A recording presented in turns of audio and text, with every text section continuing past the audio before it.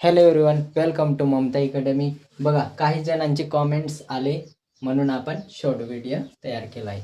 इंग्रजी स्वरांचे उच्चार. ए या स्वराचे उच्चारण. इंग्रजीच्या शब्दांमध्ये शेवटी AY म्हणजे ए नंतर वाय येत असेल तर त्या शब्दात ए ला आपण ए या उच्चाराने वाचन करणार आहोत. बघा, काही उदाहरणं घेतले आहेत आपण. ए नंतर वाय येत आहे. हे बघा, शेवटी ए नंतर वाय, ए नंतर वाय, ए नंतर वाय, ए नंतर वाय. तसं आपण त्यांचे वाचन ए या उच्चाराने करणार आहोत.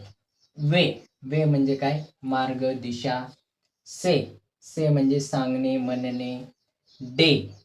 डे म्हणजे दिवस. पे म्हणजे पैसे देणे. प्ले म्हणजे खेळणे. बघा, उच्चार कसं करतोय आपण. वे ए असं. वे, से, डे, पे, प्ले.